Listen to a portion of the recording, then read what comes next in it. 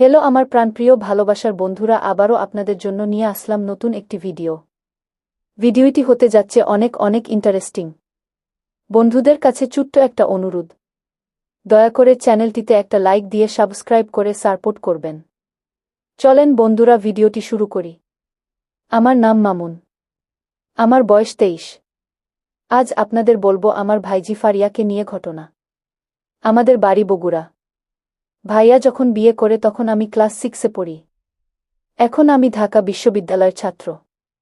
ভাইয়ার বিয়ের 1 বছর পরই ফারিয়ার জন্ম। এখন ফারিয়ার বয়স 13 বছর, মাত্র ক্লাস 7-এ পড়ে। ছোট হলে কি হবে, ফারিয়াকে দেখলে মনে হবে না সে এখন আর ছোট আছে। এবার মূল ঘটনায় আসি। বিশ্ববিদ্যালয়ের ভর্তি হওয়ার পর হলে সিট না পেয়ে আমি মেসে একটা সিট ভাড়া নিয়ে পড়াশোনা শুরু করি। কিন্তু ম্যাচে বেশি ছাত্র থাকার কারণে প্রথম সেমিস্টারে পরীক্ষায় আমার রেজাল্ট খারাপ হয়। তাই ভাইজা আমাকে একলা একটা রুম দেয়। একা রুম হওয়ার কারণে আমার পড়ালেখা ভালোই চলছিল। নভেম্বর মাসে ফারিয়ার ক্লাস 6-এর বার্ষিক পরীক্ষা শেষ হওয়ার পর আমি গ্রামের বাড়িতে যাই। বাড়িতে গিয়ে একদিন ফারিয়ার টেবিলে বসে সাহিত্য পড়ছিলাম। হঠাৎ ফারিয়ার গাইডের দিকে নজর গেল। গাইডের ভিতর ছোট একটা বই দেখা যাচ্ছে। বইটা হতে নিয়ে আমি তো অবাক। দেখি গল্পের বই। এত ছোট একটা মেয়ে গল্প পড়ে? আমি সবগুলো গল্প পড়লাম। গল্প পড়ে কাউকে কিছু না বলে চুপচাপ বইটা জায়গা মতো রেখে দিলাম। বাড়িতে কয়েকদিন থাকার পর ঢাকায় আসার সময় ফারিয়া বায়না ধরল সে আমার সাথে ঢাকা বেড়াতে আসবে। চিড়িয়াখানা, শিশু পার্ক, সংসদ ভবন সবকিছু সে দেখবে। আমি তাকে সাথে করে নিয়ে আসতে না চাইলেও ভাবি জোর করে পাঠিয়ে দেয়া। বাবি বলল, মেয়েটা যখন আবদার করেছে নিয়ে যা, তুই তো একা একটা রুমেই থাকিস, কোনো সমস্যা হবে না। ভাবির কথা ফেলতে না পেরে আমার 13 বছরের ভাইজিকে সাথে করে ঢাকায় চলে আসি। সকালে বাড়ি থেকে ঢাকা আসতে আসতে বিকেল হয়ে যায়। তাই সেই দিন আর কোথাও যাওয়া হলো না। বাসায় এসে ফ্রেশ হয়ে ফারিয়াকে রেস্ট নিতে বললাম। আমি চলে গেলাম রাতের ডিনার কিনে আনার জন্য। যদিও আমি রুমে নিজেই রান্না করে খাই, তবে আজ আর রান্না করব না। তাছাড়া ভাইজিকে ভালো মন্দ খাওয়াতে হবে, ঢাকায় এসেছে, ভালো করে না খাওয়ালে কি হবে। খাবার কিনে আমি রাত 8টায় বাসায় এলাম। তারপর দুইজনে খেয়ে নিলাম। কিন্তু একটা সমস্যা হয়ে গেল। আমার একা রুম হলেও রুমটা ছিল ছোট। রুমের ভিতরে একটা ছোট খাট, একটা টেবিল, চেয়ার রাখার পর তেমন জায়গা নেই। আমাদের দুইজনকে একই খাটে শুতে হবে।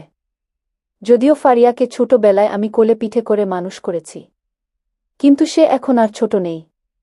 তাই আমার একটু অস্বস্তি লাগছিল। ফারিয়া বুঝতে পেরে বলল, আরে চাচ্চু, কিছু হবে না, আমি তোমার কোলে কতু ঘুমিয়েছি তোমার মনে নেই? ছোটবেলায় তো আমি তোমার কাছেই ঘুমাইতাম। এখন তুই বড় হয়েছিস। কোথায় বড় হয়েছি, আমি এখনো ছোটই আছি। ফারিয়ার কথায় সাহস পেয়ে বিছানা ঠিক করে লাইট নিভিয়ে দুইজনে শুয়ে পড়লাম।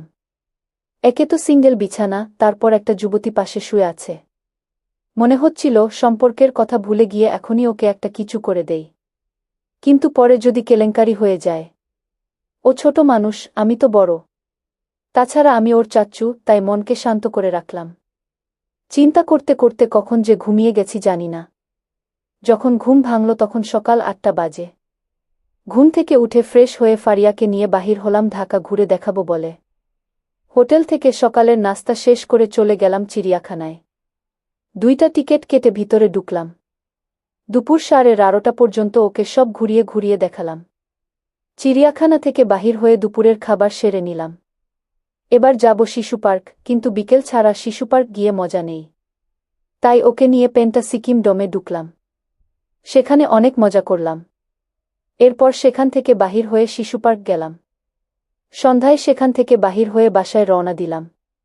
এত তাড়াতাড়ি বাসায় না গিয়ে ওকে নিয়ে একটা সিনেমা দেখে আসলে কেমন হয়? ফারিয়া ছিল সিনেমার পাগল। যদিও সে বাংলা সিনেমা দেখে। আমি বললাম, ফারিয়া, সিনেমা দেখবি? হে দেখব চাচ্চু, তাহলে তো ভালোই হবে। আমি কখনো সিনেমা হলে সিনেমা দেখি নাই। চলো দেখে আসি। একটা হলে পুরনো কালের সিনেমা চলছিল। নায়িকা পলি ময়ূরী। আমি ফারিয়াকে নিয়ে সেই হলে ঢুকলাম। পলি ময়ূরীর সিনেমা মানে কি সেটা তো বুঝেনি। তারপর হলের এক কোণায় আমি ফারিয়াকে নিয়ে বসলাম। কিছুক্ষণ পর সিনেমা শুরু হয়ে গেল। সিনেমা শুরুর 10 মিনিট পর একটা দৃশ্য ছিল। গুন্ডারা একটা স্কুলের মেয়েকে তুলে নিয়ে গেল। দৃশ্যটা দেখে ফারিয়া আমাকে শক্ত করে ধরে বসল। গানের দৃশ্যগুলোতে পলি ময়ূরীর নাচানি আমার ভালোই লাগছে, কিন্তু ফারিয়া কেমন জানি শরম পাচ্ছে। সিনেমার বিরতির সময় একটা কঠিন দৃশ্য লাগিয়ে দিল। সেই কি কাজ? কাজ কাকে বলে? আমি কোনো রকম নিজেকে কন্ট্রোল করছি। ফারিয়া আমাকে বলল, চাচ্চু চলো আর সিনেমা দেখব না। আরও একটু বসো না, সিনেমাটা পুরো দেখি, বাসায় গিয়ে কি করব? না, আর দেখব না। ছি, কী সব দেখাচ্ছে। ফারিয়ার কথা মতো সিনেমা রেখে আমরা বাহির হয়ে গেলাম। চল তোর জন্য কিছু জামা কাপড় কিনি। চলো চাচ্চু। আমি ফারিয়াকে চুড়ি, লিপস্টিক, পায়ের নুপুর কিনে দিলাম। তারপর বললাম, থ্রি পিস কিনবি নাকি শাড়ি? ফারিয়া বলল শাড়ি কিনবে। ওর নাকি শাড়ি অনেক পছন্দ। একটা শাড়ি দোকানে গিয়ে আমি ওকে একটা শাড়ি কিনে দিলাম। এরপর আমরা হোটেল থেকে রাতের খাবার খেয়ে বাসায় চলে আসি। ফারিয়াকে বলি, আমি তোকে যেগুলো কিনে দিলাম সেগুলো পরে ঘুমাবি, দেখি তোকে কেমন লাগে। চাচ্চু, তুমি রুমে থাকলে আমি এইগুলো কিভাবে পরব? তুমি বাহিরে যাও। আমি থাকি না, অসুবিধা কোথায়? তুই তো ছোটবেলায় আমার হাতে জামা কাপড় পরতি। আমি এখন কি আর ছোট আছি? কালকে না বললি তুই ছোট? ছোট, তবে সেই ছোট না। যাও বলছি, প্লিজ। আমি বাহিরে গিয়ে আধা ঘন্টা পর রুমে এসে দরজা টোকা দিলাম। ফারিয়া দরজা খুলে দিল। আমি ওর দিকে একনজোরে তাকিয়ে আছি। ওহ, এটা কি মানুষ নাকি স্বর্গের পরী? ফারিয়া বলল, এইভাবে কি দেখছ? তোকে? আমাকে দেখার কি আছে? আমাকে তো প্রতিদিনই দেখো। প্রতিদিনের তুই আর আজকের তুইয়ের মাঝে অনেক ব্যবধান। কিসের ব্যবধান? মানুষ এত সুন্দর হয় তোকে না দেখলে বিশ্বাস হতো না। যাও, বাড়িয়ে বলছো তুমি?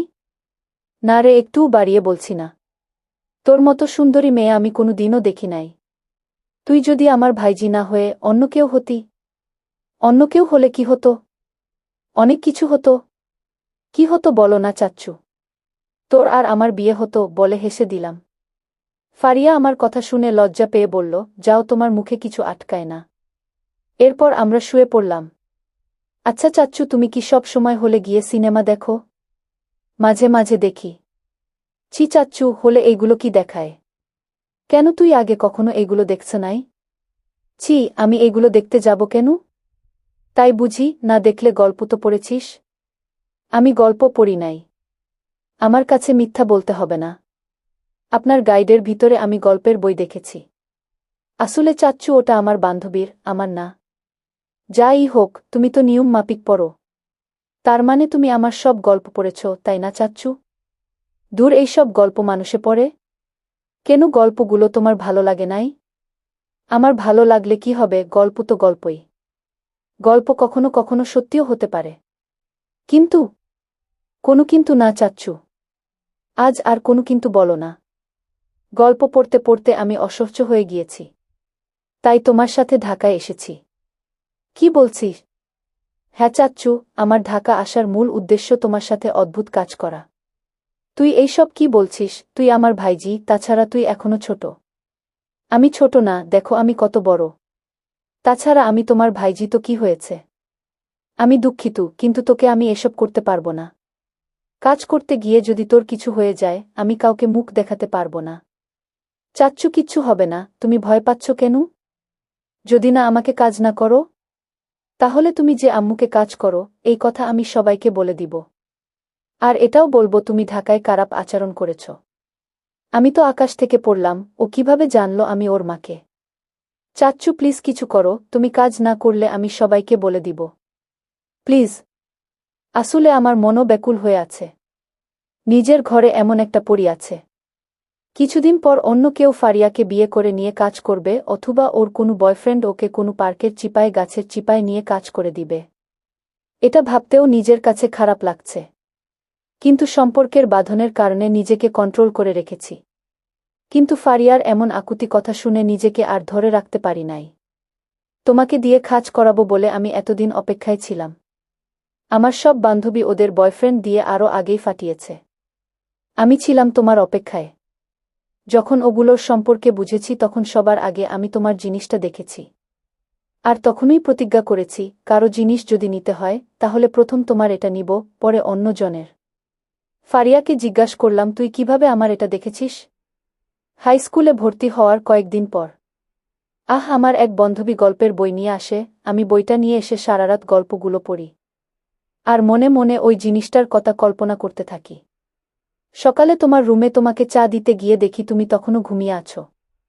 আর এই পাকে আমি অনেকক্ষণ তোমার জিনিসটা দেখেছি। তোর আম্মুকে আমি কাজ করি তুই জানলি কিভাবে?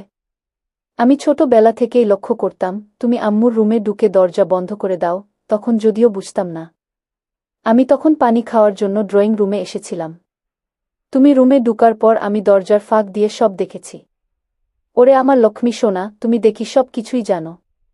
জানি, তারপর আমি আব্বুকে কেন জানাইনি জানো? কেন? আব্বুকে বলে দিলে তো তোমাকে বাসা থেকে বাহির করে দিবে, অথবা আম্মুকে আব্বু ডিভোর্স দিয়ে দিবে। আর আম্মুকে ডিভোর্স দিলে তো তুমি আম্মুকে নিয়ে অন্য জায়গায় গিয়ে ভালো করে সংসার করবে। আমি আর তোমাকে পাবো না। আচ্ছা, তাহলে এই ঘটনা। কিন্তু বাড়িতে গেলে তোমার আব্বু বাসায় না থাকলে ভাবি আমার উপর ঝাঁপিয়ে পড়ে, তখন কি না কাজ করে থাকতে পারবো? ঠিক বলেছ চাচ্চু, তাহলে ঠিক আছে, তবে আম্মুকে মাঝে মধ্যে কাজ করবে। আর তুমি আব্বু আম্মুকে রাজি করে আমাকে ঢাকার স্কুলে ভর্তি করে তোমার কাছে রেখে দিবে। ওকে ঠিক আছে আমার ভাইজি, তুমি যা বলবে আমি তাই করব। আমি জীবনে প্রথম ফারিয়ার আম্মুকে অদ্ভুত কাজ করি। ফারিয়া ঢাকায় আমার সাথে 1 সপ্তাহ ছিল। এরপরে ওকে নিয়ে গ্রামের বাড়ি চলে আসি। ভিডিওটি আমাদের শিখায় যে দেবর তার ভাবির সাথে খারাপ আচরণ করে।